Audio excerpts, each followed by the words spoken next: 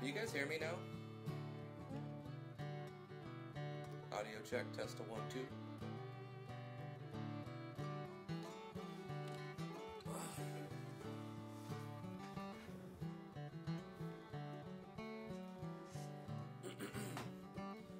Audio testing, check, test 1, 2, 1, 2.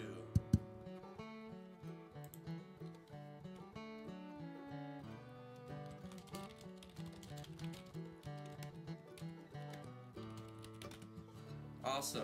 Alright, so you guys can hear me. I don't sound like a robot or anything.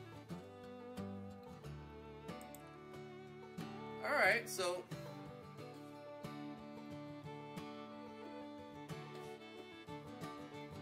here's the scoop.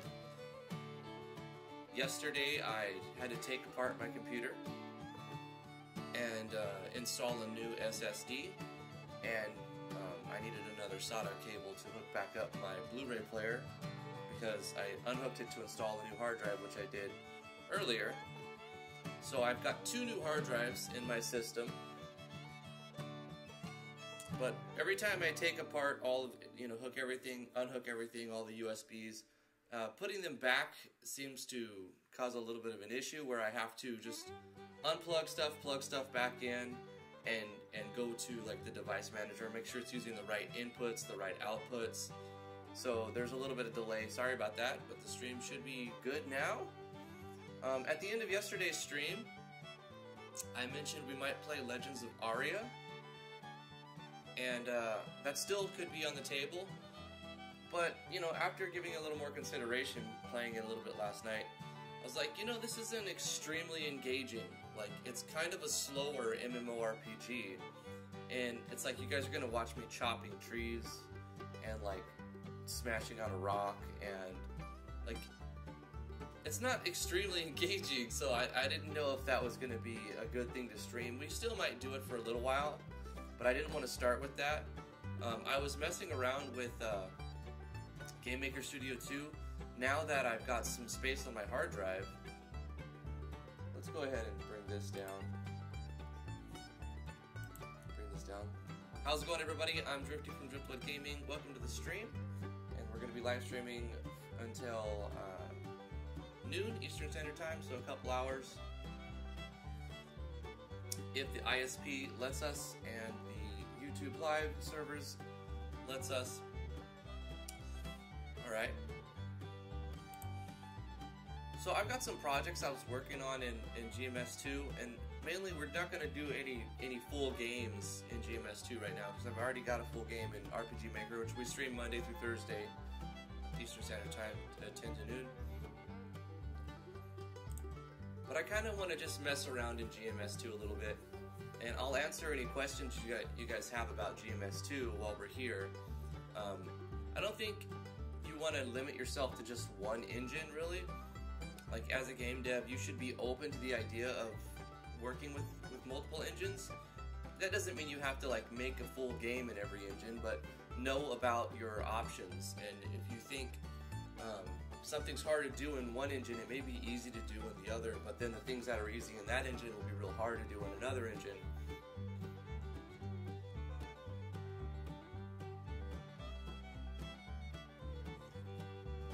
So you can download this for free, but it's very limited, the free version. I have the paid version for desktop and what is it called? Ubuntu, and for Mac OS.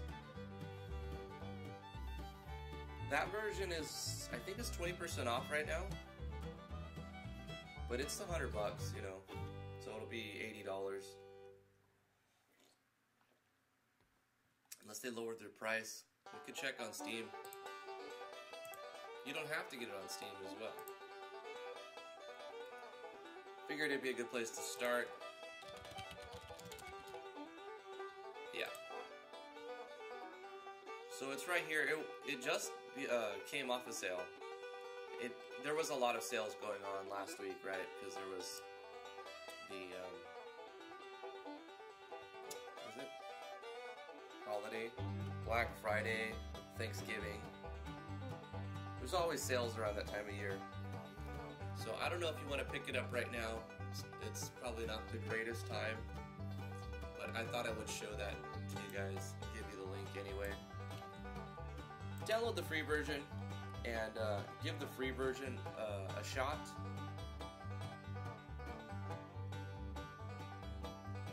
But anyway, I mess around with it from time to time.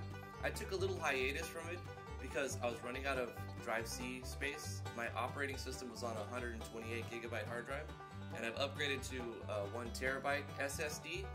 And even though I've got the GMS2 installed to a 7200 RPM hard drive, it's still, when you build the thing, it still creates everything on a, like, temporary, it builds and compiles on a temporary drive that's using space off of your OS drive.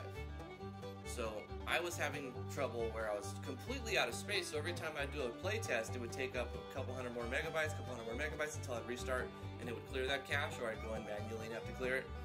But now, with like 800 plus gigs free SSD space, I can run as many test plays as I want pretty much. So that's great. So that gave me freedom to go back in and keep doing test plays. So in this episode, I'm going to try to figure out, because I've been working on this for a few days, but I can't really do much until I got the SSD. But now that I have it, I'm going to try to continue working on this. I started it a few days ago and realized, okay, I needed a new SSD.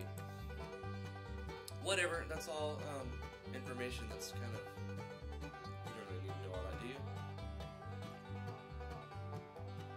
What I would like to do is make it so that if we left click this, we can pick it up and we can move it around and left click to put it down. I expect to flounder around a little bit because I don't have the answer. This isn't a direct tutorial. This is a more of, you could work on your projects even if it's another engine, while you see another person working on their project and learning some stuff, trying to learn stuff. So I'm okay with you putting me in the background, minimizing the window. Let me know if the music is too loud, if you want to hear the music up a little bit. I'm listening to your feedback. And thank you so much for coming to the live stream. I hope you're having a good week. Friday is here finally, so that's good. So far, I've made an image. We're going to be doing a little bit of A-spriting, so I mean that's going to be similar no matter what engine you're using. Let's make a new A-sprite while we get started. I chose to go with a 96 by 96 image size for this little inventory project I'm working on. I made that sword sprite. I'm going to make some more different sprites. I'm going to scroll up in chat real quick and see what's going on here. Doc Weeze, Royal, are you speaking in kanji? I don't understand. I can't read kanji. Skepsis, Mushri, The Rocket Cat, Omni Slash. Thank you guys for coming. How is GMS2 versus RPG Maker? I might get GMS2 if I can make an ABS similar to Rune Factory. Well, RPG Maker is easier by a lot. GMS2, and when you say GMS, I'm going to just refer to GMS, the second version, because 1.4 is very, very out of date, and it still can be used, but it's just the UI and everything feels very clunky. But it can still make great games. Undertale was made with GameMaker Studio. I think 1.4, 1.3 or something. But we're using GMS2 now, which has all of the functionality of 1.4, but more functionality. And some of the functions have been rewritten so that they're a little more in depth. Like instance create is now instance create layer, or instance create depth. Like for that one function got taken out, 2 new ones were added for different purposes. So there's a better editor inside of it, like the image editor and whatnot.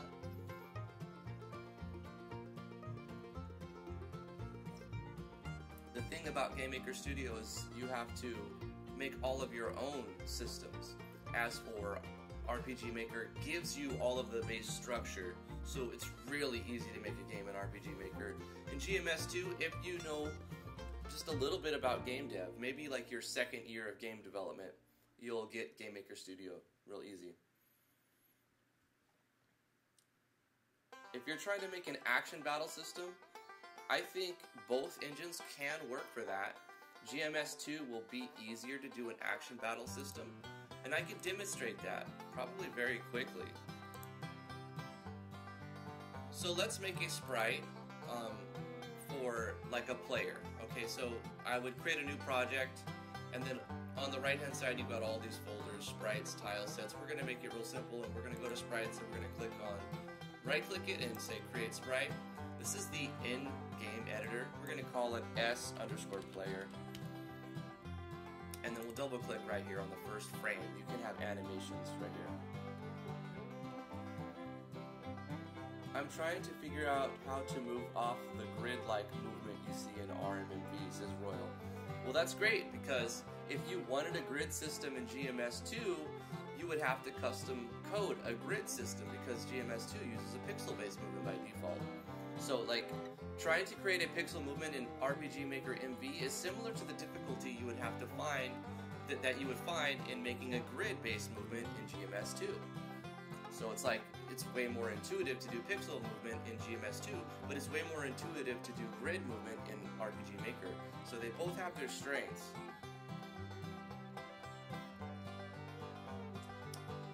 Yeah, I would wait for a sale if you're, but it's still, this is not to try to, I'm not trying to convince you to buy the engine. I'm just trying to show you about the engine and give you an idea for the future, but I would say wait for a sale, because it goes on sale 20% off all the time, and then sometimes, if you're lucky, maybe once a year it'll go 40-50% off, 33 to 50% off, but usually it's 20% off a lot of the time.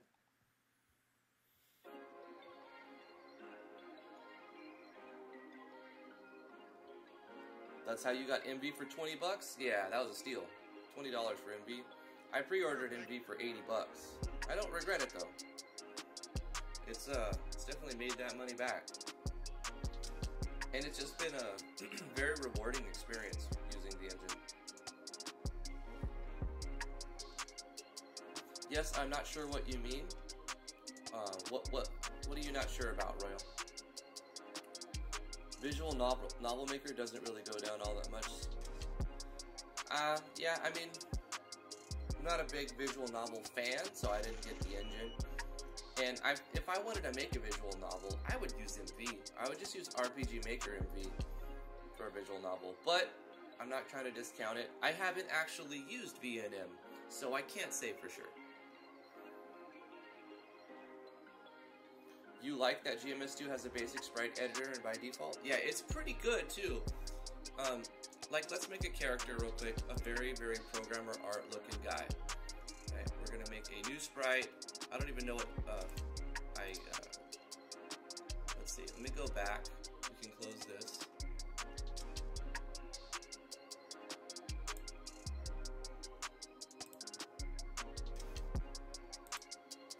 This is currently 64 by 64. I'm going to make it 96 by 96. So we can change the properties of it right here. We'll apply that. And we'll double click here to, and I'm going to use middle mouse to move around like this, and scroll out with control.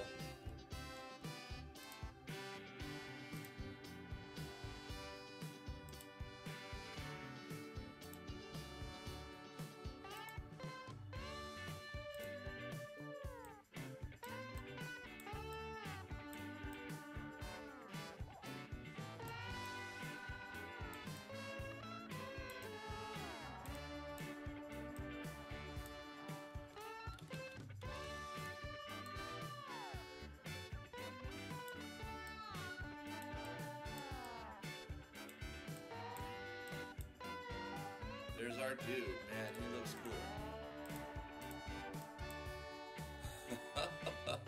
Okay, but that's gonna be our player sprite, because we need one. We're gonna set the collision mask to be the same, so automatic. We got a helicopter over us.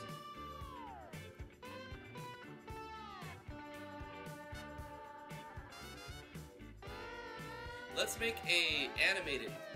I want to show you something cool about the image editor inside of GMS2. We'll create a new sprite, and we'll call it S_fire. And this is what's cool about this. We can have multiple images. So let's create multiple images, multiple frames. Let's say 16 frames. And we'll create like this dark red color. And you can edit while you're watching the animation.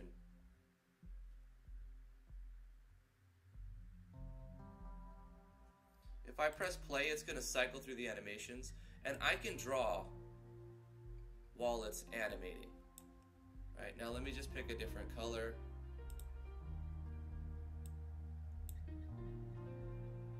And let me change my sprite size and go to more of an orange.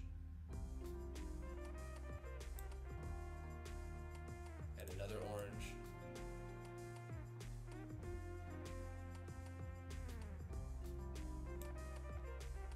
Different orange.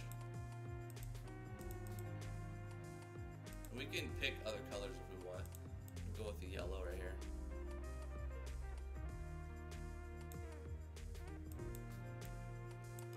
And I'm going to go with the erase tool.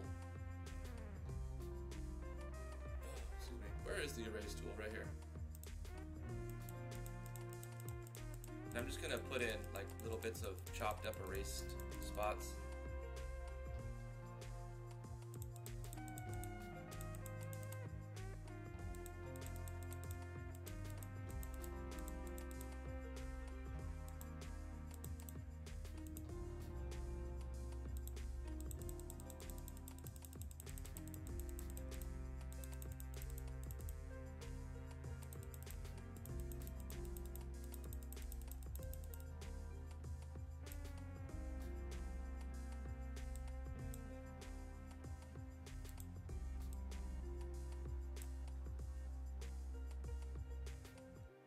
So we've got like this little flamey explosion thing. This is a very, very crude version, but I wanted to illustrate that you can edit while it's animating, and then so you don't have to do frame by frame. Obviously, you can do a much better job if you slow it down and kind of have an idea of what you want it to look like. But you can just literally scribble and create animations that way. Yeah. Anyway, we created a fire sprite animation, and we've got our player sprite animation. So everything happens in rooms. You can think of the rooms like maps in RPG Maker. So this is our map, right? Our room. And you can right-click on these sides to like create new rooms and whatnot. And we can change the size of the room right here on this left-hand side, the properties. And everything happens in layers. So you can have as many layers as you want, tile layers, background layers, instance layers, pathing layers. It starts you off with a background layer and an instance layer. Let's go ahead and select a color for our background layer. We'll just say green, so like it's like a grass, we're on grass, whatever. Now all we have to do, since we have our sprite, we need to create an object. Objects are like events. Just make sure I didn't miss any questions.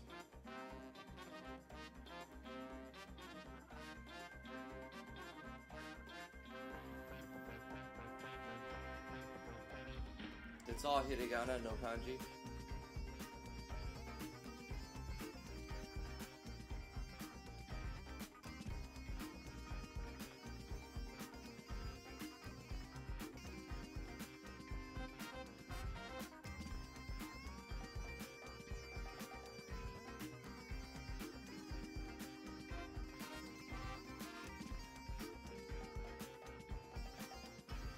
How did you confuse me by talking about sprites? I wanted to show off the image editor anyway. It's fine. We go down a rabbit hole of diversions and distractions constantly on this show. But we cover a lot of interesting topics.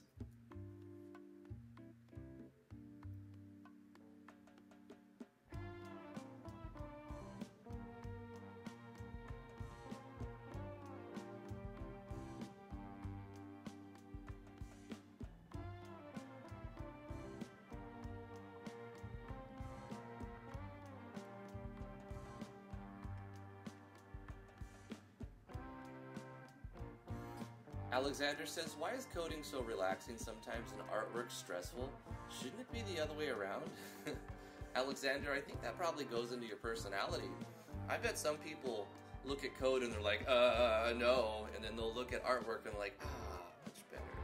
So it depends on what you are more comfortable with. I find them both fun, but also stressful.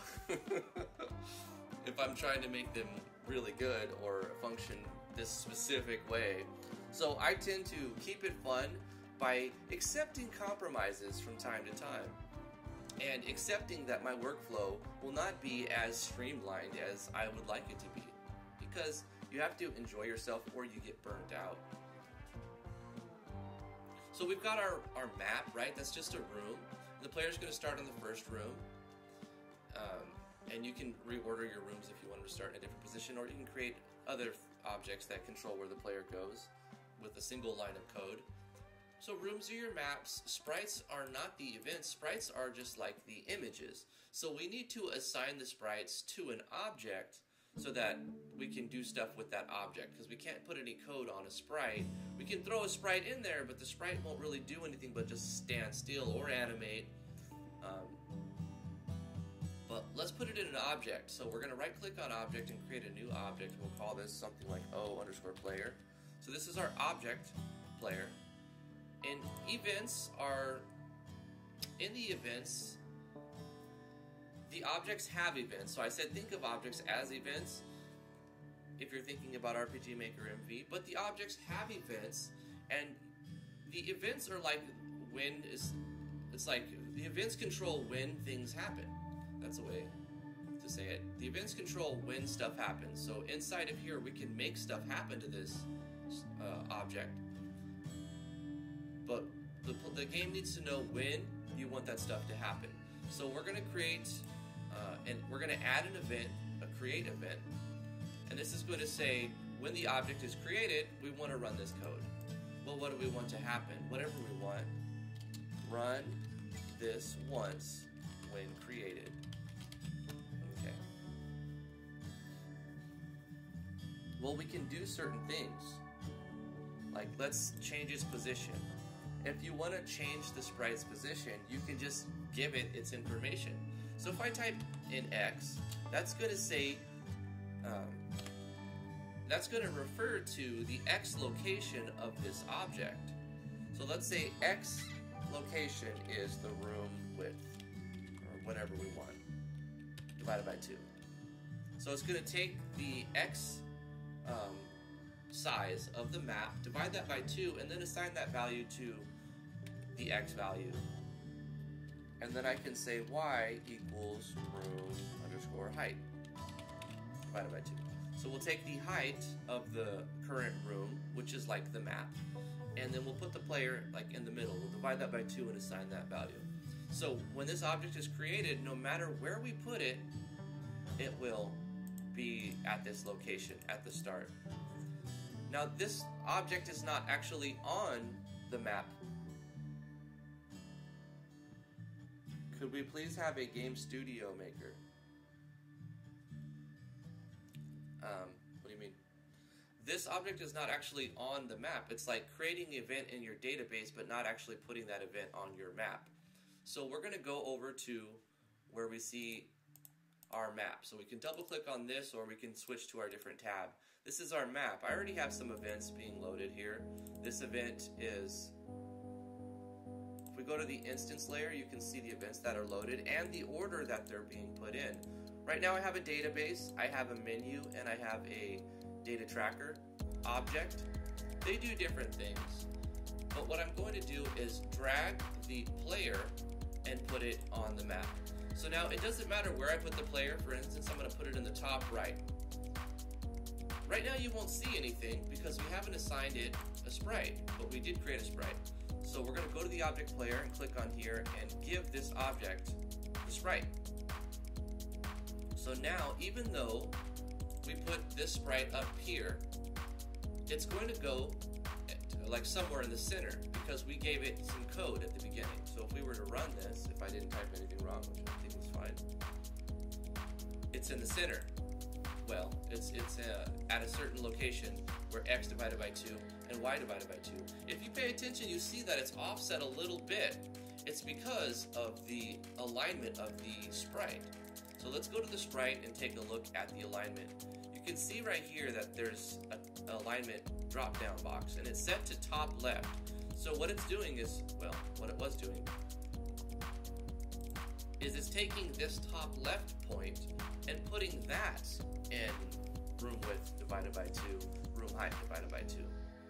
But if we take this and go middle center, now it's going to move the sprite up a little bit and to the left a little bit, because it's going to put this location, this middle center, at that X and Y location. So now it's moved from here to about here, because we've moved the point that we're like attaching to the sprite, right? So it was over in this little dot, which would be down here, but then we moved it from there to the center, so that it brought it from the actual sprite from here to there.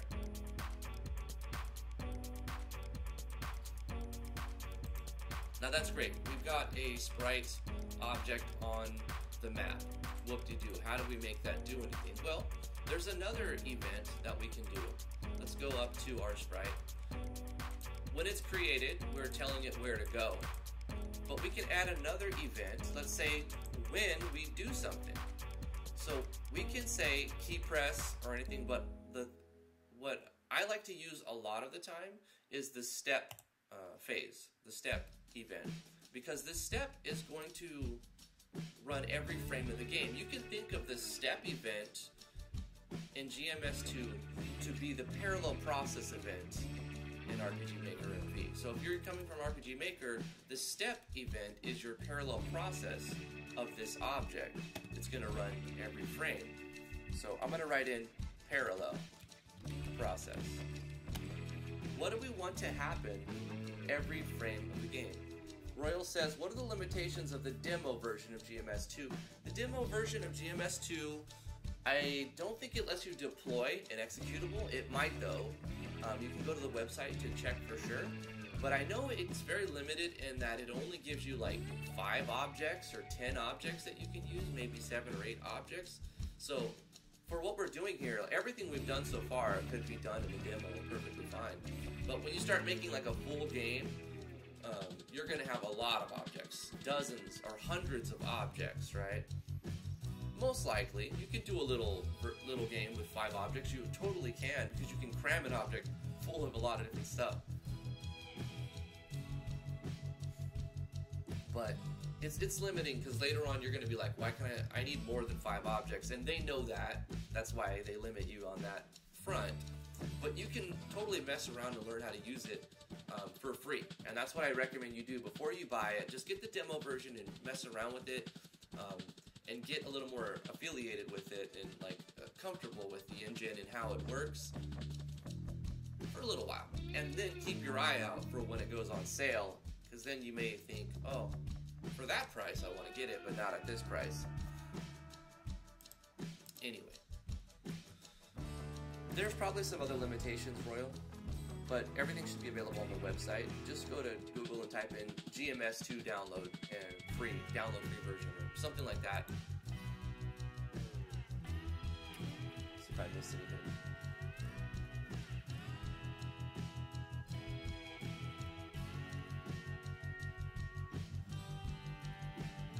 It's a typo? Okay, don't worry about it, Royal.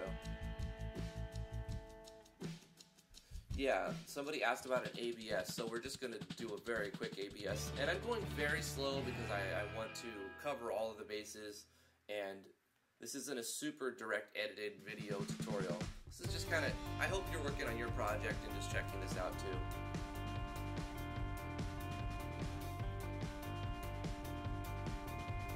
Stanley says, I literally just downloaded the trial version of GMS 2 days ago, and now you're live streaming it. What a coincidence. Cool, man. That's awesome. How do you like it so far?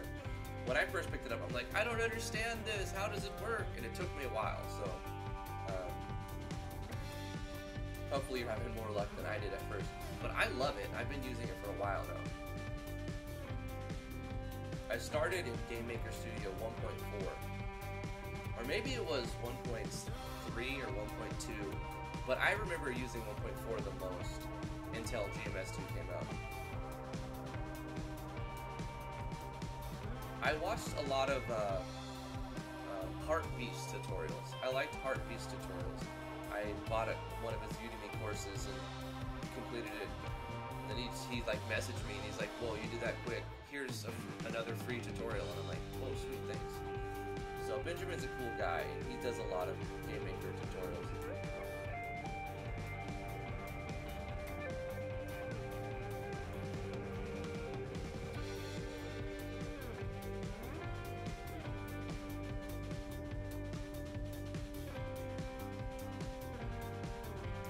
Nightmare, I'm messing around with GameMaker Studio 2, showing off a couple of basic features, functionality.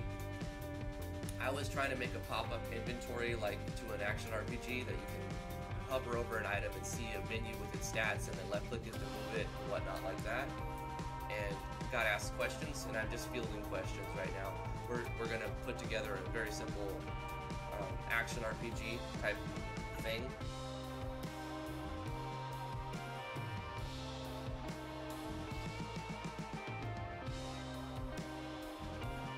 I'm also trying to keep up, and I don't want to ignore you guys, so sorry for it slowing down. He works with Godot, yeah. Node-based engines are, it's hard for me to wrap my head around them. I haven't really got the hang of node-based game dev. I like object-oriented programming and development, just because it's what I know, right? I'm comfortable in it. But node-based is also cool, and you can do good stuff, really cool stuff with Godot. It's a free engine, so it's cool. But I'm not the person to ask questions about Godot. Cool. So relating the step event of an object in GMS2 to a parallel process in RPG Maker MV is actually very good.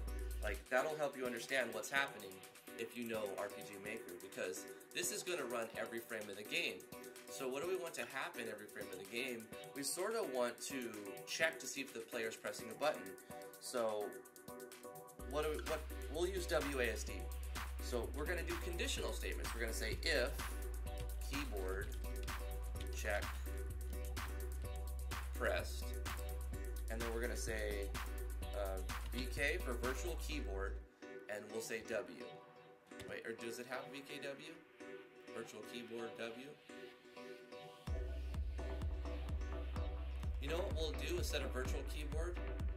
Is we'll do ORT. Or is it ORD?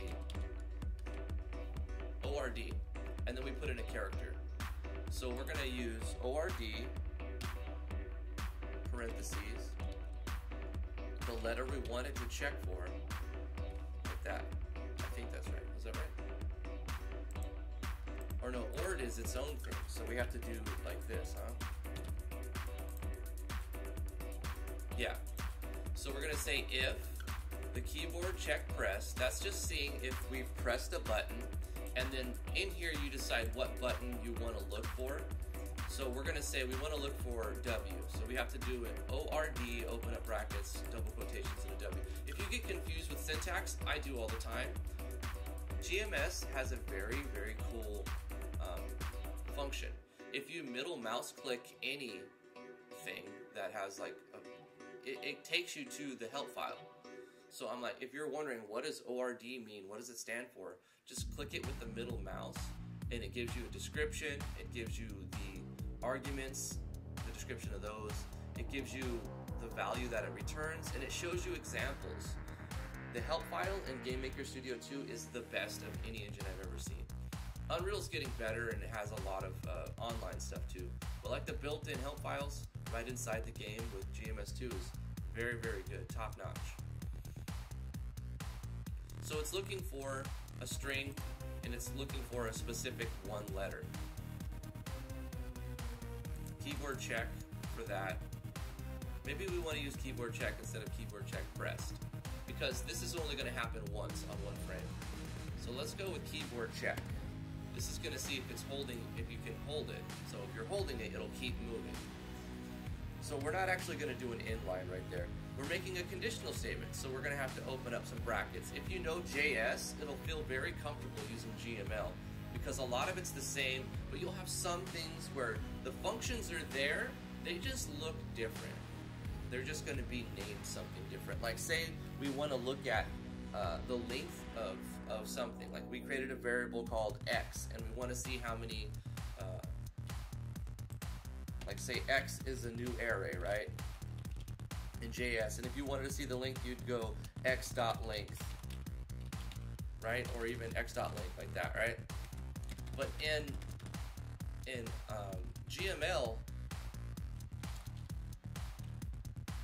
you would go like character length or something.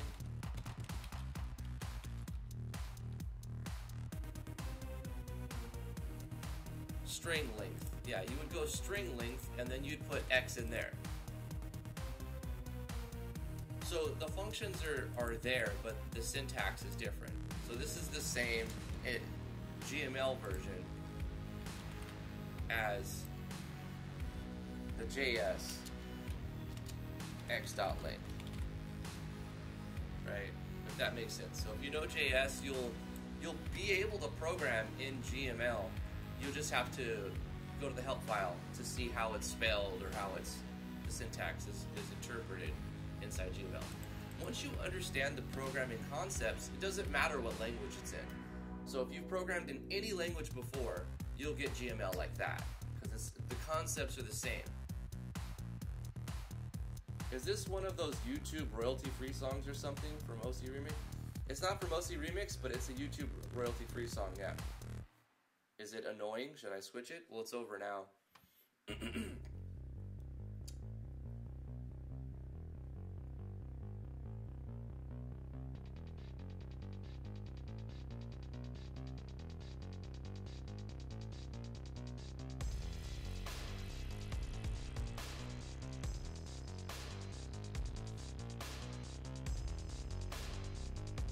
I just downloaded some new ones yesterday. I downloaded 22 new ones yesterday, and I'm using a really cool program. If you guys don't have this, it's really cool. It's called FooBar. It takes like literally like almost no system resources.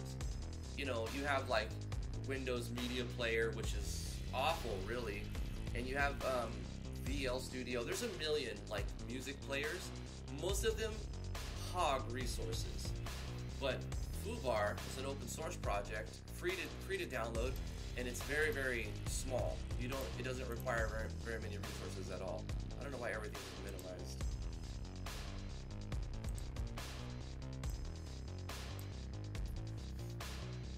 But anyway, I've got a bunch of royalty-free tracks from YouTube's audio library.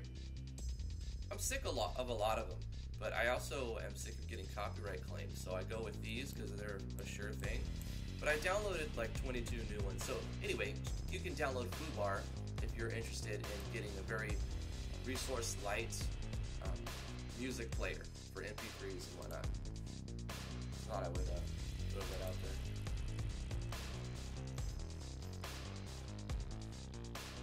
there. Anyway, we're checking if we're pressing W.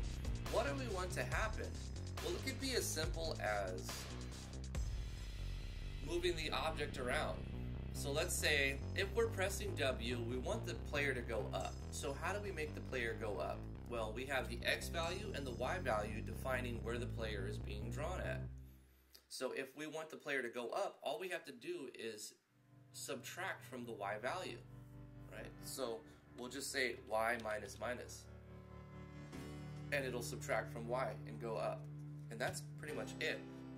And if you're not sure what that means, I'm just saying Y equals itself minus 1 for each frame that we're holding W. And we can change that to more if we want. Y equals Y minus 2, minus 3, minus 4 to make it move faster or slower.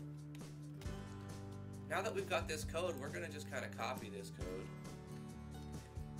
and paste it and change the letter. So if we're pressing, let's say, an S, then we want the player to add to the Y value and go down.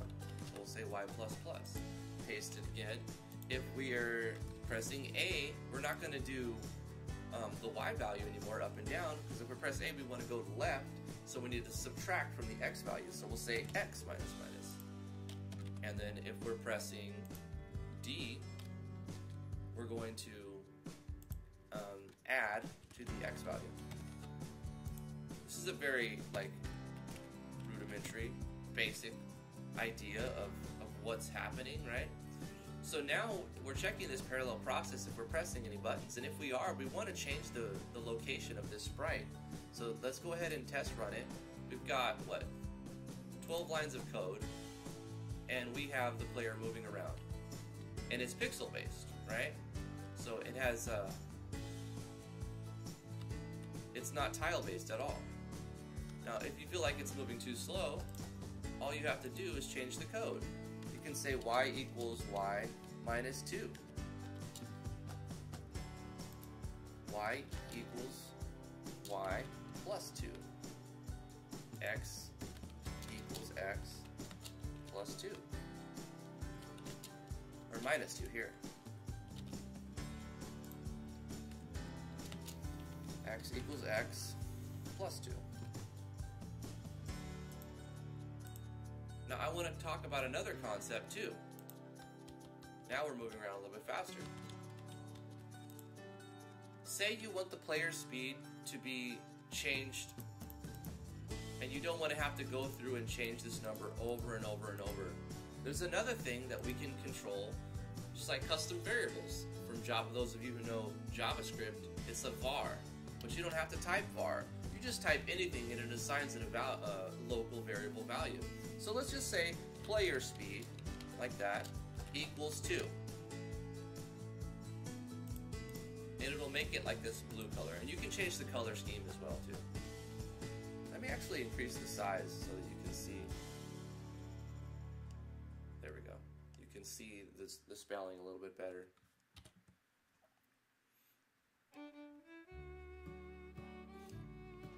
Now all we have to do here is change this to player speed. We'll just copy this and paste this, paste this, paste this.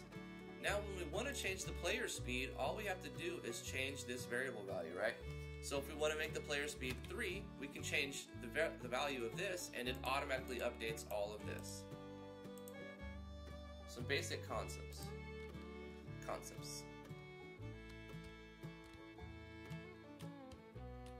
Now what about if we want to make something interactable? Well, we can do like a collision type thing, right? We're going to leave this sort alone. We're going to make something new. We're going to use the sprite fire, since we already have it. And we're going to create a new object, and we'll call it object underscore speed boost. And we'll assign it the fire sprite just because we already have it. And when the fire sprite is created, what we can do is just give it a location. This is the auto run. Basically, it's going to start when auto run when we create the object. So we're going to say x equals whatever we want, really, room width divided by, or you know what, we'll just give it a value. We know the width of our map and the height of our map. So let's just say 400. We're going to put it in a particular location we want it to be here, equals 300. We could also not give it any code at all on the create and just put it where we want it on the map, but then we have to like meticulously move on the map, right? We have to go like right there, no, right there, where do we want to put it? And you can do it that way. So if you want to be more graphical with it, we can put it right there. Or you can specify when it's created, go to this spot. It's up to you however you want to do it. And you can do a lot of things, but what we want to do is check. We can do this next part on the speed boost event or on the player event. let's do it on the speed boost event so we have more things to do here. What we're going to do is create a collision. So this is a built-in thing. You could put this in the step event, but I want to talk about other events here. If we do collision, it'll say collision with what object? We'll say collision with player. So this is going to happen, this code is going to run when the player and the speed boost are in the same spot. So we'll call this run when colliding.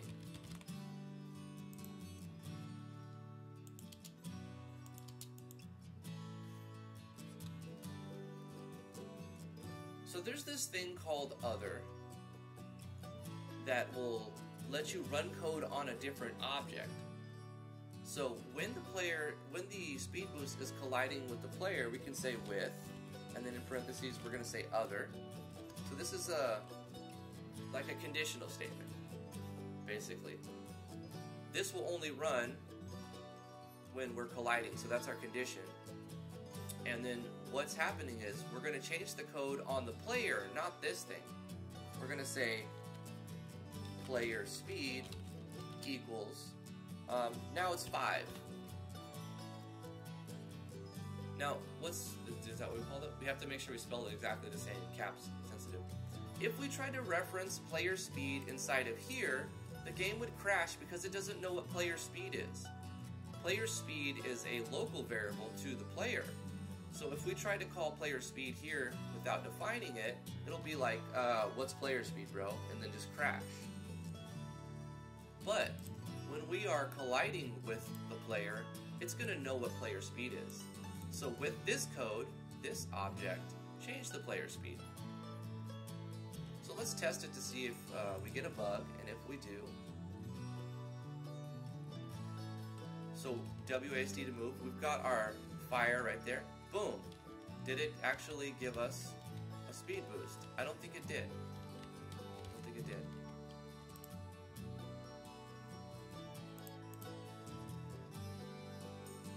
Player speed is 3, and with other, player speed is 5. Oh, maybe we need to set up the collision of the sprite. Let's double click on the sprite and set the alignment, I guess, to middle center. So this is where it's at, and we'll set a collision mask to be automatic. So this is our collision mask here.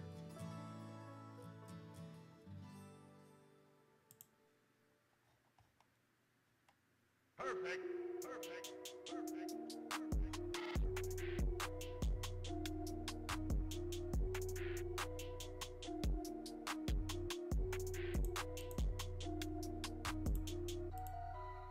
I mean, that should work. Let's try it again. Doesn't seem to be doing anything there.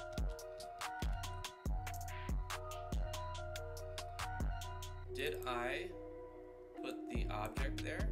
Object speed boost, yeah. Even if we put the object here, because we told it's X and Y, it'll go there. Let's use place meeting. Maybe it's already selecting player speed. I'm expecting this to crash when we collide because it doesn't know what player speed is. But it's not actually triggering the code to run at all.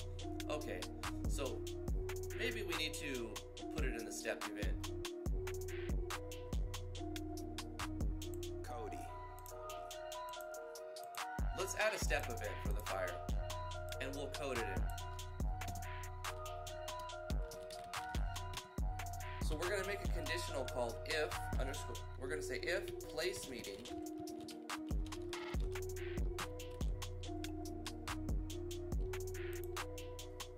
X, Y, O underscore player. Perfect, perfect. Then do this with other player speed equal 5. Will make a huge difference, 10. Because remember, remember, a step event is like a parallel process. It's going to check every frame to see if we're at the same spot as the player. If so, with the other object we're colliding with. Change the player speed. There's another way to do it without with other. We may need to check that. That's not doing anything really. Okay. Let's not use with other. Let's try.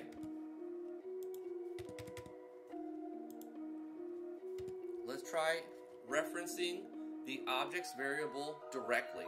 So because player speed is not defined inside of here, if we collide, but it's not even detecting a collision really. So that's a problem. Why is it not detecting any collision? If place meeting, middle click to get the help file.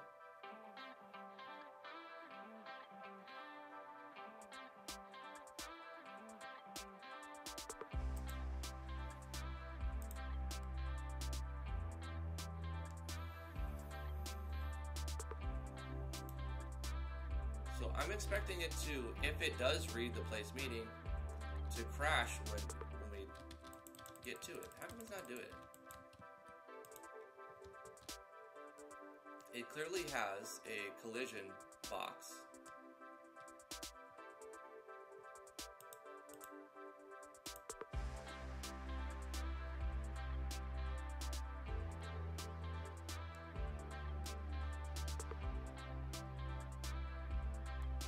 And so does the player.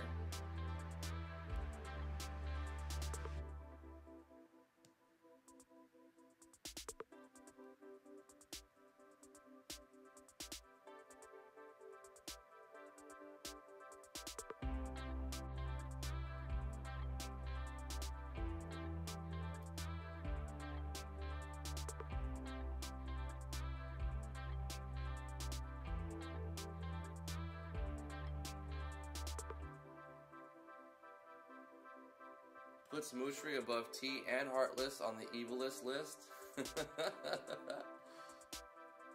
Probably Royal, who knows?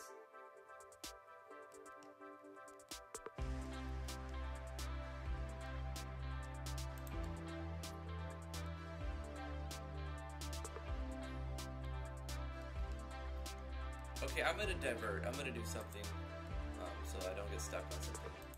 Let's say we wanted to create an object like a bullet or something. We could even use the sprite fire as a spell or whatever. So we'll create an object for that. We'll call it O underscore projectile. And when the projectile is created, start at player. So whenever it's created, its X is going to be object underscore player dot X, and its Y is going to be object underscore player dot Y. So we can reference a variable from another object by typing the name of the object and then including a dot, and then calling the variable we want to reference from. So we can say change the X location of this object to the same X location of this object, which is the player, when it's created. So we can put it anywhere on the map and it'll just change it to that. Or we can just instance create layer, and then we're not actually creating a layer, but we're creating an instance on that layer of this. Anyway, let's give this the fire, and then we'll add a step event for this. It did foobar finish its playlist. Let's just go up to here. You know what we could do is go to foobar and put it on a random order. So we'll say order random, and then it'll just pick a random song.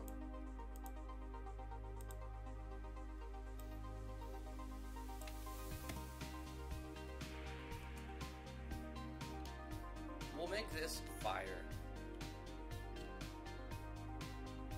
projectile. So once it's created, we're going to have it gain speed. So how do we make it fire across the screen?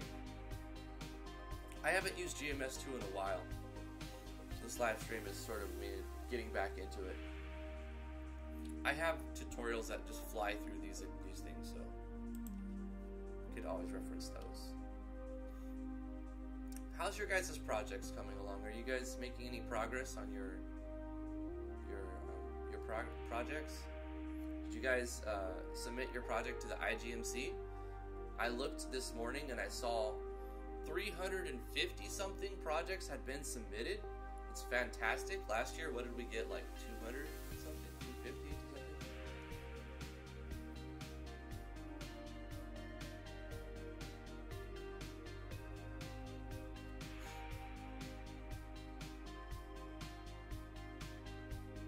You haven't touched your game in 2 months, Royal?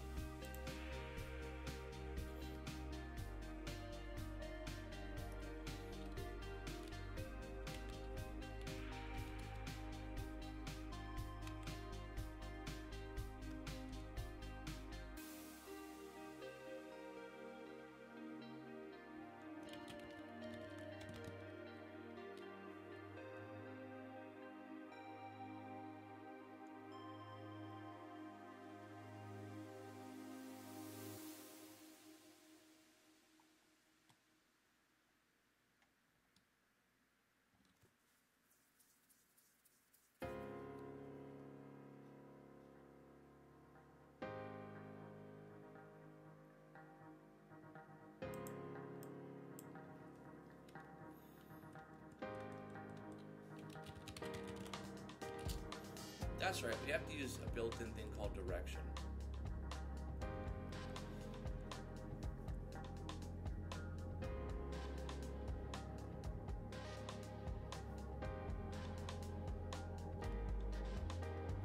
So we can give objects a speed and a direction and it'll just take off. So this is really cool, some built-in stuff. Image angle? We use image angle? We can what's it? Angle to point or something.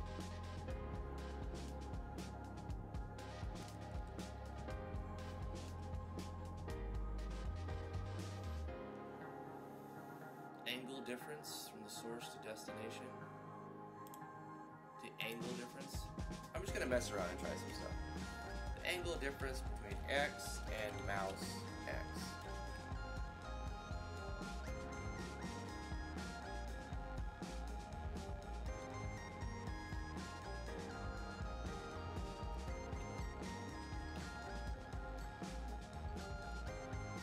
We'll give it a speed of, say, 12. And we would do this on the create, wouldn't we? Yeah.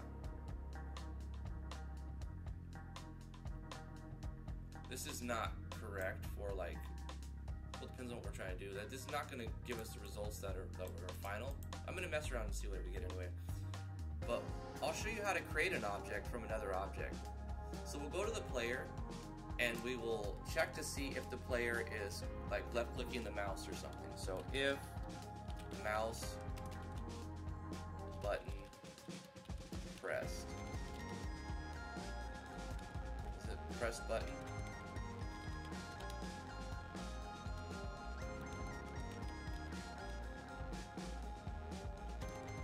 Mouse check, maybe? Mouse check button pressed. There we go. Then we're gonna say MB for mouse button left. So if we're going to press the left mouse button, then we're going to do an instance underscore create layer. And another cool feature that I really like about GMS2 is it shows you what it's looking for in the bottom. So we're gonna create an instance. We're gonna create an instance on this layer, and it's looking for an X location, a Y location, the layer, and the name of the object. So we're gonna create it at the player's X, the player's Y, and we're gonna put it on the instances layer, which we have over here, and we can change that if we want. But we need to reference this in quotations. So instances, and then we type in what we want to create. We want to create in O_projectile.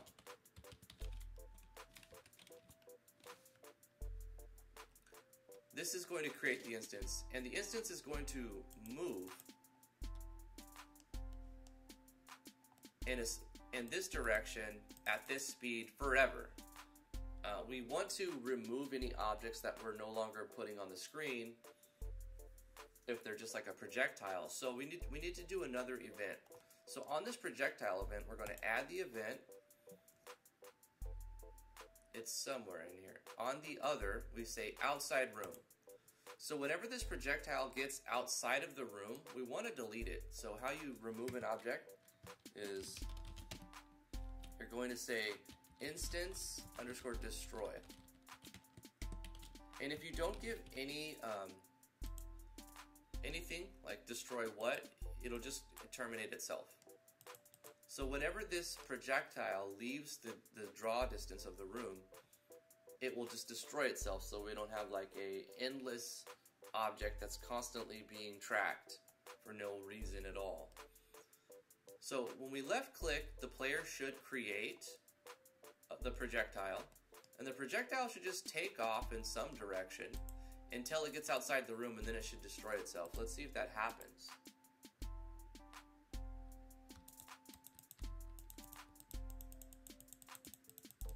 So it does.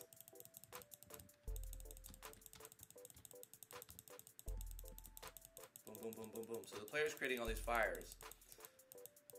We have a weird kind of direction though. You can see the direction is determined on the difference between the X and the mouse X, which gives you unpredicted results, right? You want to shoot in this direction. Well, as the player's X change, so does the calculation. So basically you just change the calculation to get the fire to go where you want it to go. We want it to go where the mouse is at, right? So let's change the direction of the projectile when it's created. So the direction is going to be, first of all, what is the direction looking for? It's looking for a value between 0 and 359. Or, 1 and 360, because anything, it'll always divide by the 360. So if you put in like 715, it's still going to, divide that or subtract 360 from it and then draw that from that direction. So if we say image direction 0, it's always going to put it in a certain direction no matter where the mouse is at. So 0 starts, it goes to the right. So 0 and 360 are going to go to the right, even if we're clicking on the left. So if we wanted to draw it if we wanted it to come out from the other side, we would put 180. Direction equals 180. And it always goes that side. So we need to write some sort of equation that will give you a value of from 0 to 360, depending on where the mouse is at. Now I have this somewhere in a tutorial. Does there exist a Yanfly for GMS? Yes, I think so. Maybe not on the scale of Yanfly, but there are a few good people who make excellent tutorials. My best recommendation is look up for a guy named Heart Beast. His name is Benjamin, but he's got a lot of Udemy courses, and he has some YouTube videos as well. But there's another guy named Sean Spalding. He used to work for the company before they sold it to another company and created GMS2 as a community manager. Now he still hangs out on Twitch and makes games. Another really cool, talented guy, Sean Spalding. There's a lot of people. There's another channel called GM Tuts, something like that.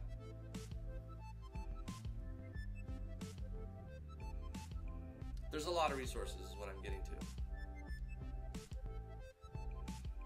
How many of you did try Go.3 engine is a game engine who is a mix between GMS2 and Unity 5 but is open source. And don't eat your hard drive. Well, Chaos Theory, Godot is a node-based engine, so it's completely different from GMS2 and Unity. But it's a very cool engine. I like it. It's great. I just don't know how to use it very well.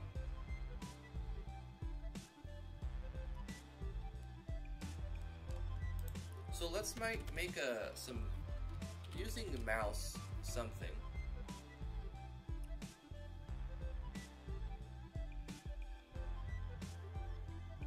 So we're going to be referencing mouse X and mouse Y to get the direction. But maybe we need to create another variable that does the equation for us, and then we just give direction that value, right? 0 to 360 value based on mouse location.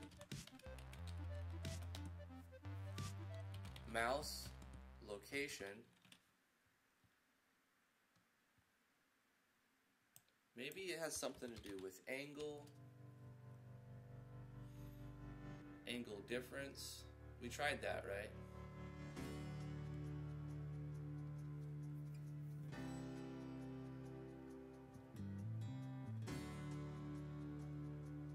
I could bring up one of my tutorials on how to do this. Point in.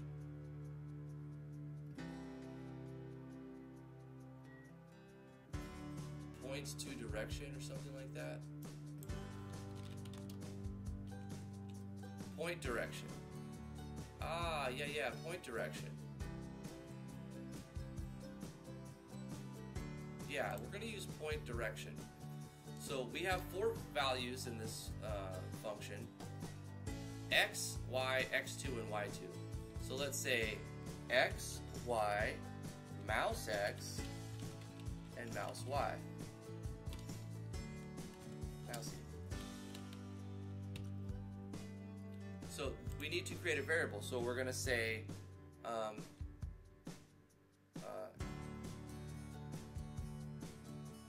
bullet angle equals that. And then we can put bullet angle right here, or we could just cut this and put this right here. And delete bullet angle. That makes more sense. And let's see what happens now. Hey, look, we figured it out, guys. No Legends of Aria. I could play Legends of Aria. You guys want to see me play Legends of Aria or work on GMS2? I'm up to do both right now. I'm really into the game. But it looks, like if you look at it and you're like, I don't see what's exciting about it. But if you're playing it and you're an old school Ultima Online fan, you're going to be like super excited for it. So the levels of hype on it are because of all of the old school Ultima Online fans who have finally have a game that like caters to that type of play style, right? So I'm totally down for playing Legends of Aria right now, but I'm also kind of, since I have this new SSD, I'm able to do a million playtests without working my system. So I'm into messing with GMS2 again too as well. All right, so here's our ABS type thing, right? We've got a character that can move around with WASD, and we've got like a projectile. Let's do another thing that lets us like destroy it, right? So we'll make a sprite, and we'll call this. We'll go click here, and we'll make it 96 by 96. We'll hit apply. We'll go like this. We'll call it S_enemy1, and we'll go right here, and we're gonna just make this a big, amazing looking thing.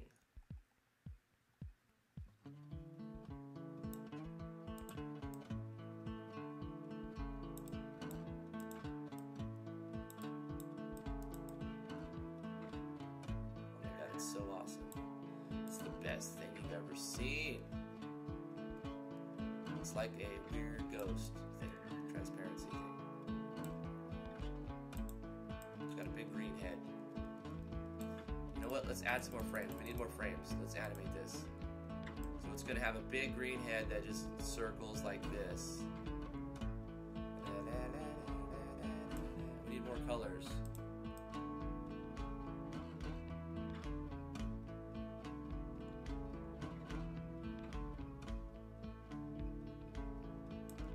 And then we need like this right here.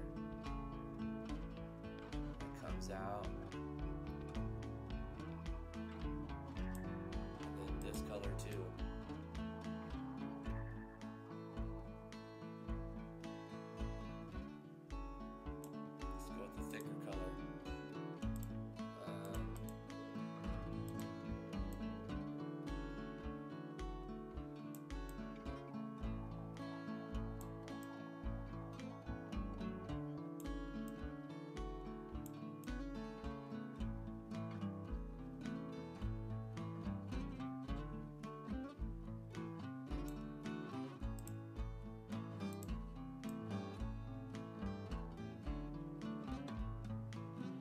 Don't ask me what it is, I don't know. It's just some weird beast. Some weird beastie.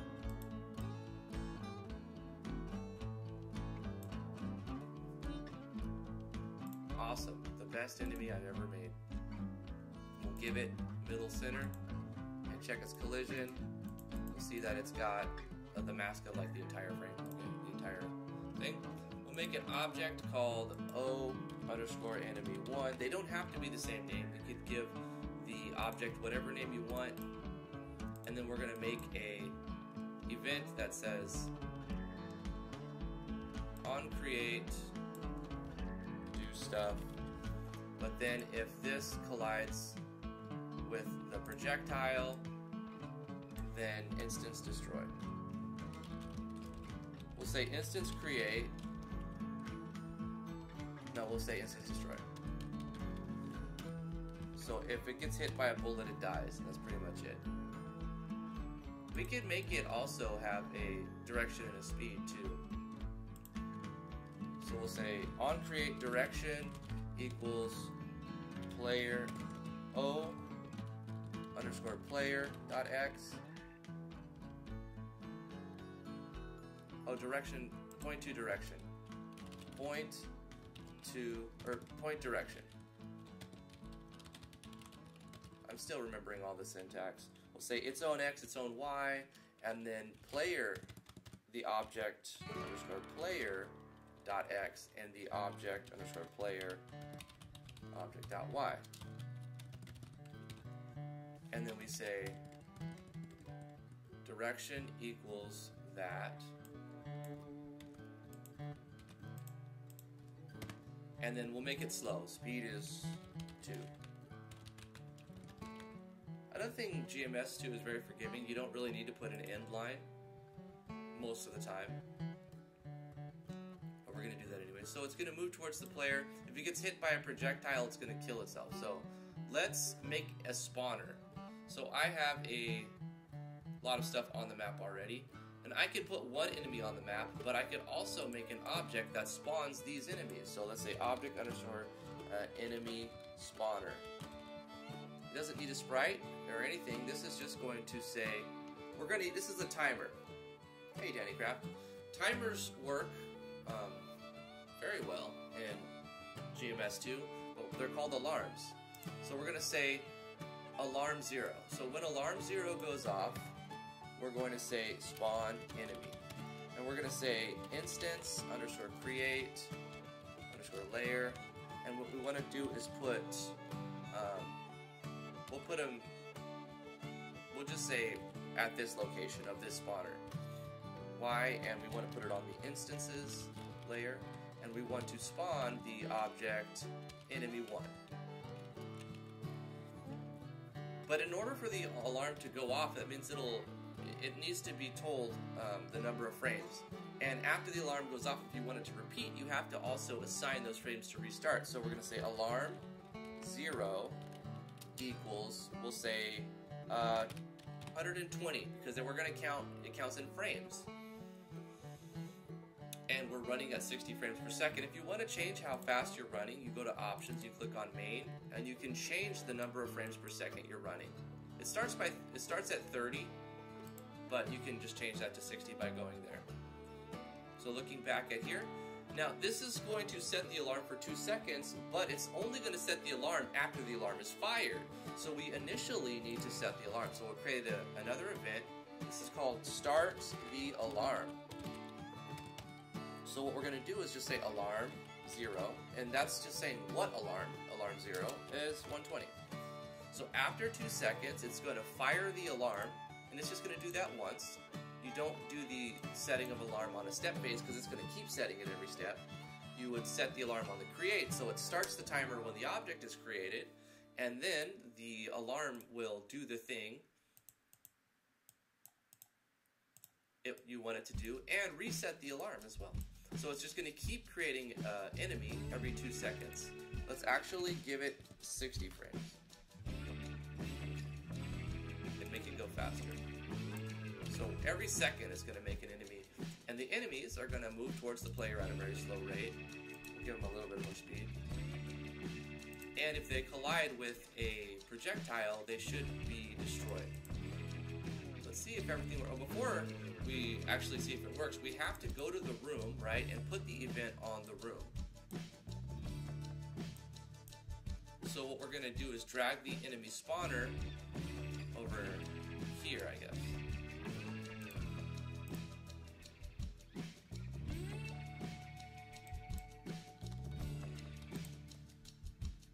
Hey, you see what's happening?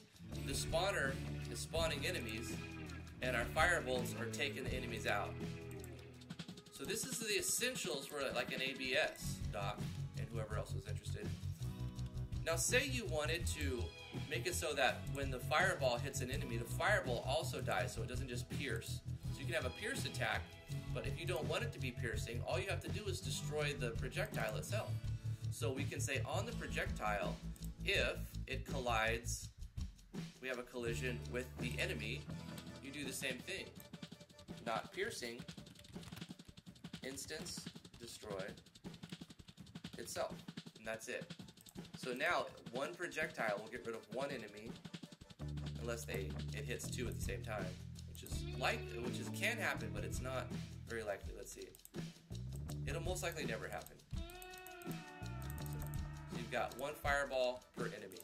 Bang. And the enemies are going to chase the player. Actually, their direction doesn't change on the step phase. The direction is set on the create phase, and they run in a straight line. If you wanted the enemies to chase the player, all you would have to do is update the direction, the speed of the direction. So we'll go to the enemy and create a step phase, and we are going to change the speed, the direction. We don't need to change the speed. Just change the direction to update direction to chase player. So now every frame of the game it's going to check the direction between itself and the player and adjust. So the difference now is it won't just go in a straight line from where the player's at. It'll move up and down and try to chase the player. Oh god, get away, get away, get away, get away, get away, get away! Now how do you make the player take damage? Well, it's kind of easy.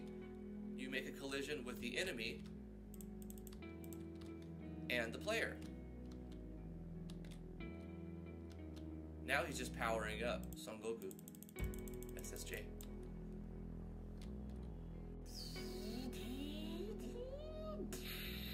Kame! Okay, now I'm messing around. But we have fun. So we'll make the player take damage by giving the player a temporary, or actually we'll give it like a life. We'll say player health, right? We're going to create an arbitrary value and say player health is 100. And we're defining this on the create. So we're saying this new thing called player health is equal to 100. And we'll add an event that says if we collide with the enemy, then what we want to do is kill the enemy that's colliding with the player, so it doesn't just keep draining the life of the player, and take damage. So we're going to say with object underscore. Actually, I think we just do with other. Hopefully with other is not broken, or I'm not doing it completely wrong, because this should be the way to do it. Because if we say with O underscore enemy, then when one enemy hits the player, they all get wiped out. And we don't want to do that. Instance destroy. But we also want to say player underscore, what would we say, player health equals, we could just say minus minus. Right, so it'll take away from the player's health. But we also need to check the player's health. So what we're going to do on a different event, I have a menu. We'll just use the menu, and I'm going to add a draw face to the menu. So I'm going to draw GUI, and this is going to draw some text. This is going to say draw HP. We're going to say draw set font, and we're going to pick a font. I already created a font, but you can go here and create another font if you wanted to create a font, change the size and all that. I already have font underscore basic one, so I'm going to use that one. So this was over on menu. We're going to select font underscore basic one, and then we're just going to say draw text.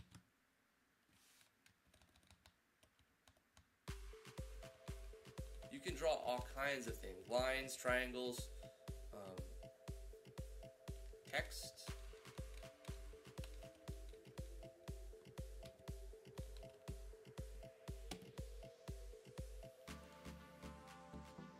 So we're going to draw text. We have to give it some values. Where do you want to draw it? We're going to say at 100 on the X value. So it's sort of to the left, and then probably like a little bit down from the top. So we'll say 100, or we'll say 70.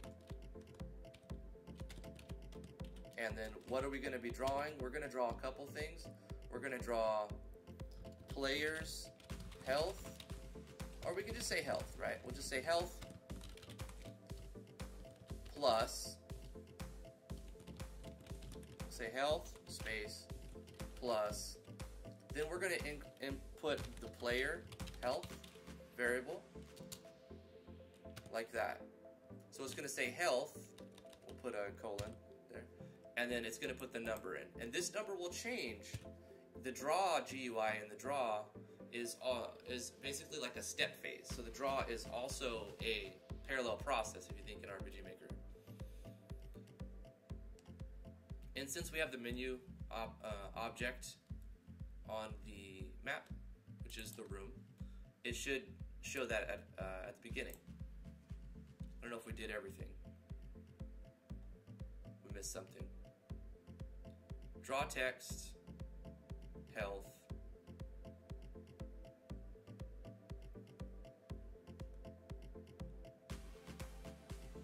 menu player 1 health. Oh, okay. So here's a problem you're going to encounter a lot. What's happening is it's saying basically undefined.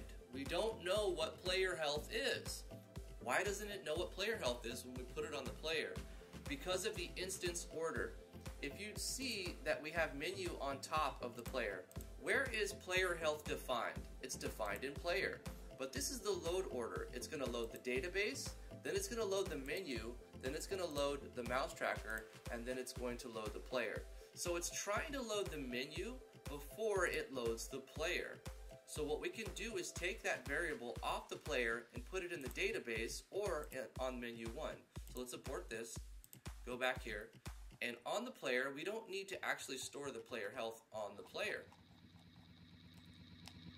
We can take player health, which is defined here, off of the player completely, and we'll go to the database.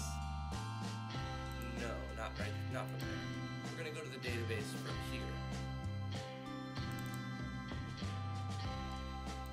So on the create event of the database, just ignore this other stuff, it's for testing.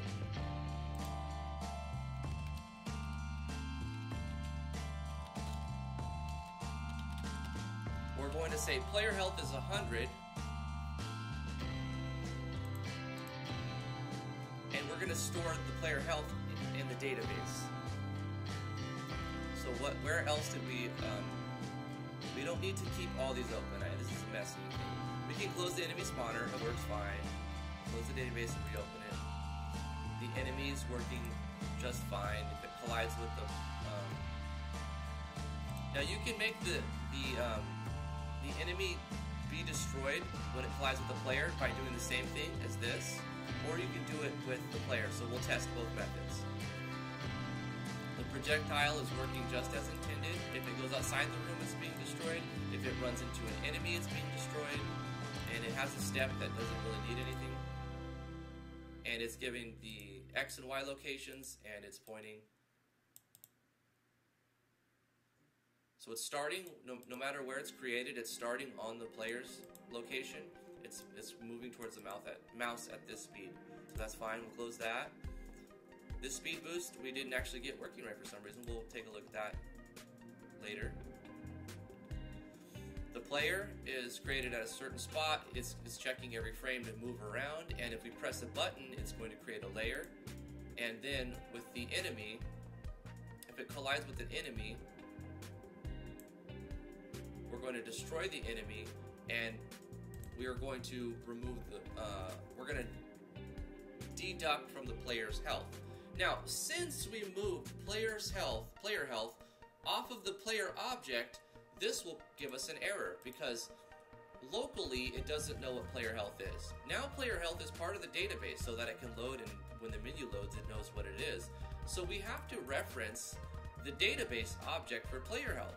So we want to say O underscore database dot player health minus. So it's going to change the variable player health by 1 that's located inside the database when we collide with an enemy, after the enemy has been destroyed. If everything works right, that should be fine.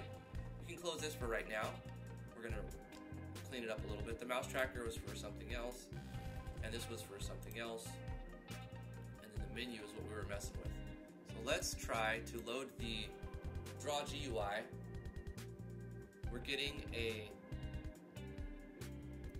variable menu 1.playerHealth not set before reading. Okay, right, because still menu 1 is trying to load player health as if it was a local variable, but remember we moved it from player to database. Now why didn't I just change all of this to say O underscore player dot player health? Because of the load order. If we would have tried to reference the player at the time of the menu's execution, it will say object underscore player does not exist. So we have to put it on the database, which exists before the menu is created. So we'll say O underscore database dot player health. Let's see if that fixed it. Different error though. Execution error. Drawing text. So it's a draw error. I probably did something wrong. Let me see if I put this on a draw layer instead of a draw GUI layer. Technically this should be draw GUI, but I want to see if I get the same error by deleting the draw GUI and just putting this on a draw.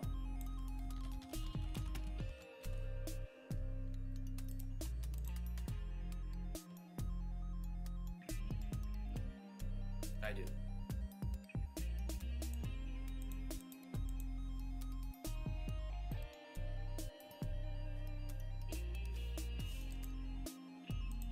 Maybe this entire thing has to be put in a string. It's because I'm adding an additional thing, right? I'm saying draw the health, but then also draw that to it. What if I encapsulate this as one thing?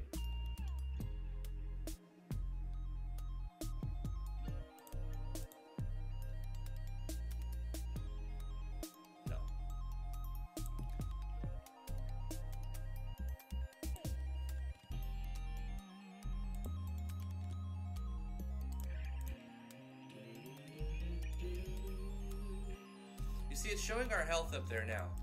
but we'll need to draw another draw text for the health. I'm sure you can truncate them too, which I forgot how to do it.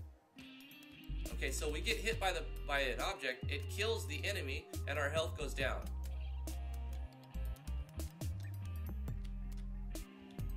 So essentially, you've got your ABS set up, right?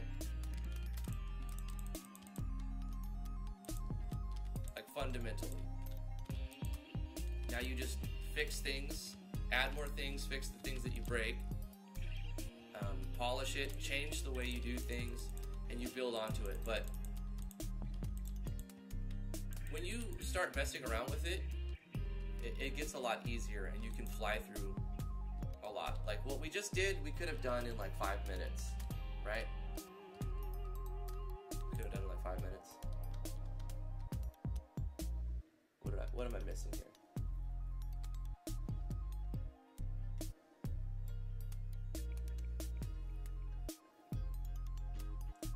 You low-key just made Gauntlet level 1.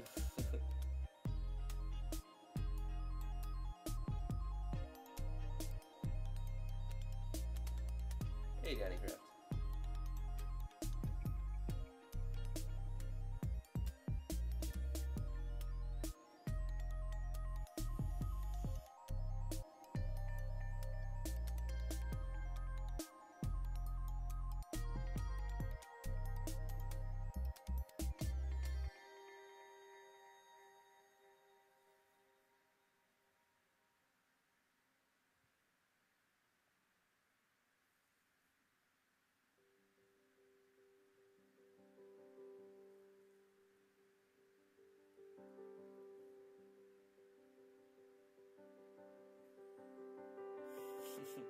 Don't worry about it, Doc.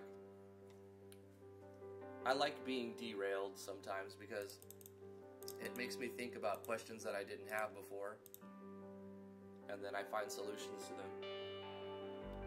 Sometimes.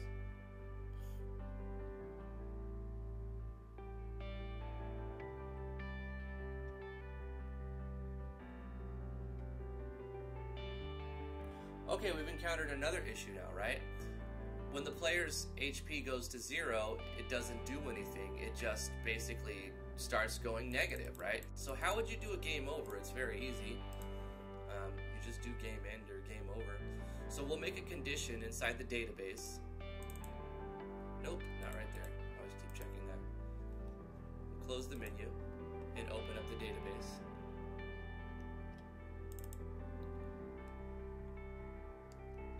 We'll add a step event inside the database, and it says a lose condition. We're going to say if player health is less than equal to 0, then game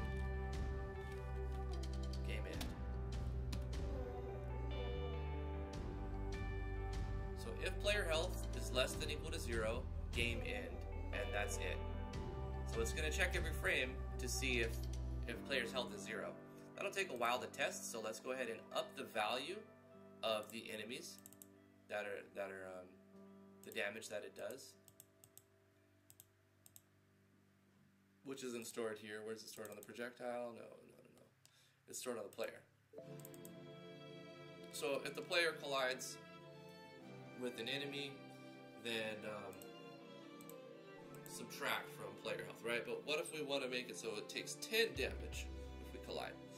We say player's health equals O_database. We can also alias and reference using other variables as well, and make it as abstract as we want. We could say pH equals O_database dot player health. Why would you want to do that? Well, now whenever we say pH, we're saying all of that. So we can say pH equals pH minus 10. Right?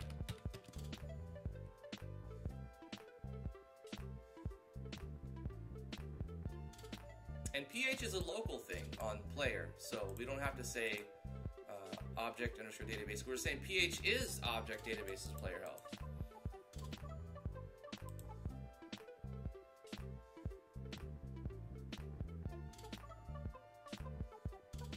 But let's test to see if we can game over. We go, bang, bang. Okay, that's not working. Right. Because we're changing pH, but it's not actually changing the database thing, right? How do we reference that and make that work? Because we're changing the handler for player health, but we're not actually changing player health. I see how that works.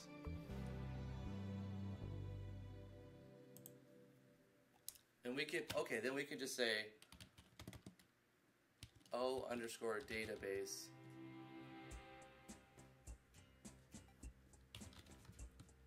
dot player health equals pH.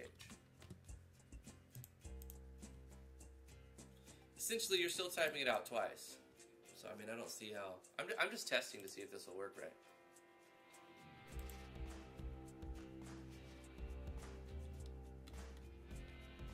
That works. I mean, that essentially works. So you can make that happen. 40, 30, 20, 10, and boom. Game over. It just closes the game. What you can do is have it go to another scene, another map, that calls the game over.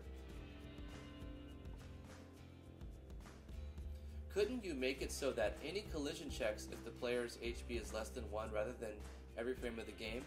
Royal, that is called optimization, and you can, absolutely.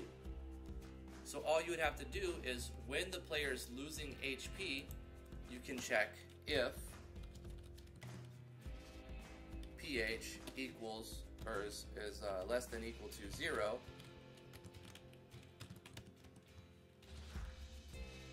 game end. So you just optimize the game by not checking it every frame on the database. But there's a lot of, it's not actually huge optimization because that's not really doing much. If there's no change, it doesn't take any resources. Don't try that in RPG Maker though.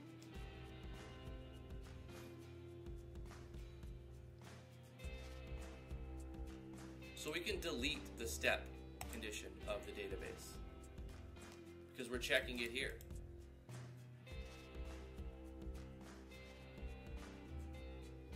Let's double check to see if this actually works as intended, which I think it should. Go to the art museum. Let's see. New audio device. Because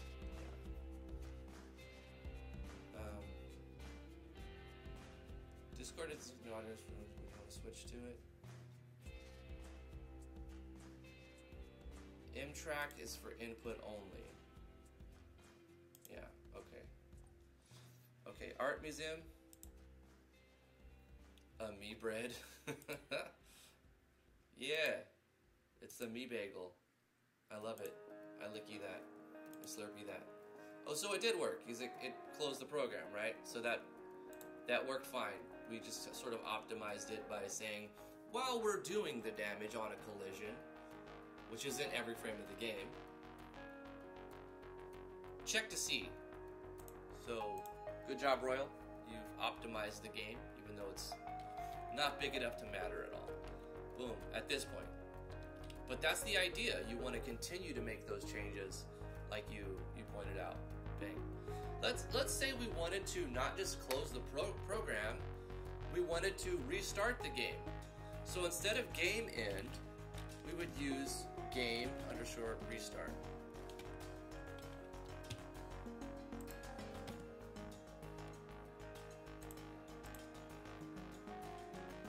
My brain works sometimes, even if only slightly. So we're at 40, 30, we'll see here, 20, 10, and at 0, it starts over. So it got rid of everything and restarted the program. So you can make it work like that too. Restart. Say we wanted to go to a game over screen. How would we do that? All we have to do is do a room go to. Room underscore go to. And then select the name of the room. R underscore game over. But we need a room, right? right? I created this imaginary thing that doesn't exist. So we'll go to rooms and we'll create a room and we'll name it R_game over, just like I referenced it, capital O. And we'll set the width and height to be the same, 1280 by 720, but you can put whatever you want. And we could even like create a game over screen, right? We'll say 1280 by 720. And let's import some resources. Let's make something not in the engine. Let's go like this, we're gonna do layer, delete this background layer, and we'll just say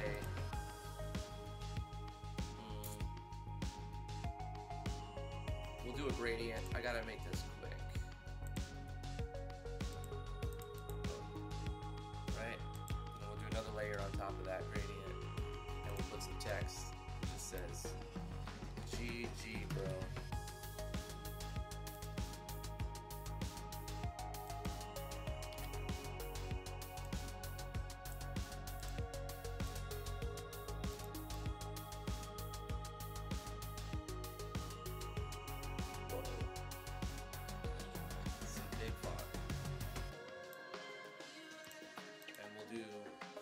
Favorite thing to add all the filters, everything, add them all.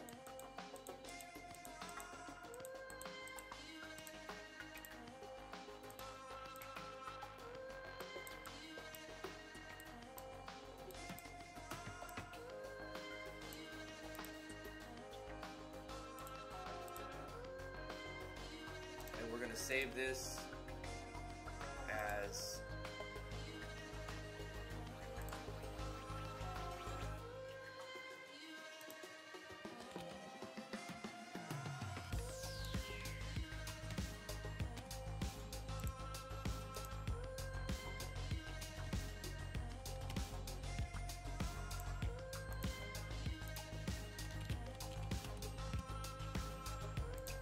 PNG.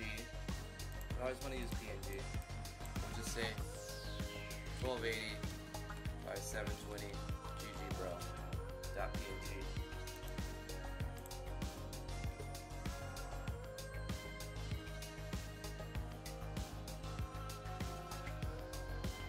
Now, how do we import resources? We need to add this as a sprite so we can call it as a background. We'll go to sprites and we're going to create sprite from images. So now we're going to find an image, which I put on drive F for next year's asset creation. Boom.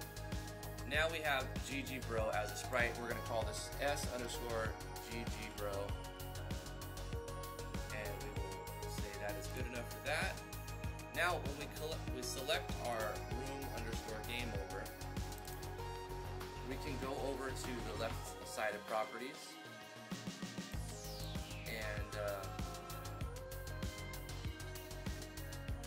somewhere we can add, background. We click on background layer and we're going to select a sprite for the background instead of a color. So since the player is not a persistent object, we have a little box that says persistent, which means when we move to another room, does this stay here? Does it stay? It doesn't, right? With game over, the player is now transparent. Basically, it doesn't exist. So when we switch to from room start to room game over, I'm going to actually change this. I'm going to say R.A.M. underscore, and then game over is going to be one word instead of game over 2 words. And that means I need to go here, press F2, and do the same thing for the name. So I'm referencing the same thing. Cool. And that should work fine. So now when our HP goes to 0, we're going to go to room game over. But we need to make an object inside room game over that lets us start the game over, or we have to close it. So we'll go to room game over, we'll create a new object, and this will be object underscore restart game. Now you don't actually have to do this.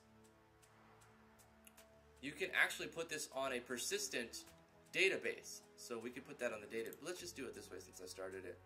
So we're going to make a new object that just restarts the game. So that says if any key is pressed. So if the player presses any key, press any key to restart. Restart. Game_restart. And it'll restart going to room start because it's the top one. You can change this if you want, but that's the way it's from default. But we created an object, we have to go to that room, which is that map, and put that object there. So we're gonna put game restart right there. But we actually have to select the right layer because we can't put an object inside of a background layer. We created an instance layer for that. Well, it's did by default anyway. So we put restart game inside of that instance layer on that map, that room. So it'll restart if we press any button when we get to it. Let's see if that works.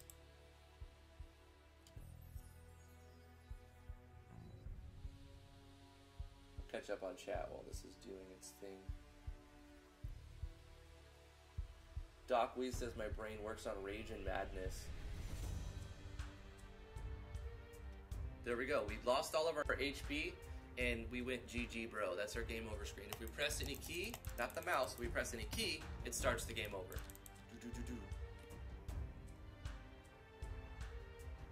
Royals, I gotta share with you an awesome gradient recipe. Please do. That would be great. My gradients are pretty garbo.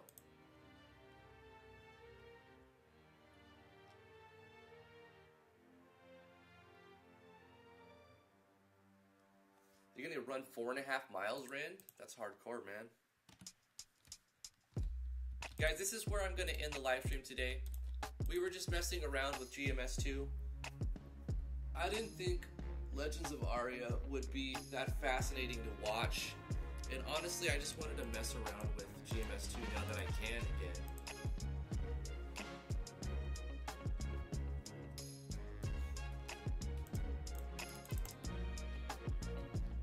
So thank you guys so much for coming to the live stream. I know most of you are RPG Maker devs. So those of you who stuck around to watch me fumble around in GMS2, I really appreciate that. And hopefully I can turn you on to a little bit of GameMaker Studio 2. Download the demo, give it a shot, check out a couple tutorials. You don't have to make a huge project in it, just try to make a little system. Like try to make a sprite and use the editor and then make the character move around, or make it fire a projectile, or make a collision thing. Little baby steps, because all of this goes together in any engine. When you learn concepts from one engine, they're going to translate to other engines. And it's like you're hacking your brain. You're teaching your brain methods to do things. And even though the code changes, the syntax changes, the actual design stays the same. Like I said at the beginning of the episode, if you want to reference the string length, you would just do like, you type the name of the string .length for JavaScript. The same functions exist in GML, you just have to type it out different, right? What is it? String underscore length, and then in parentheses you put the thing. So these concepts will apply in any language, and I highly encourage you to check out multiple engines just to see how they operate. And I'm going to be messing around more on this too. But I hope you guys have a fantastic weekend. Thank you for coming to the live stream. I really appreciate it. You guys are awesome. Stay awesome. If you'd like to support what I do, I have a Patreon page, patreon.com/driftwoodgaming. If you would like to follow me on Twitch, twitch.tv/driftwoodgaming. I'm on twitter.com/driftwoodgaming as well. Like this video if you do like content like this and you want to see game dev stuff. And you have questions, you can always put them in the Discord. Link is in the description below. Hope you guys have a fantastic weekend. And yeah.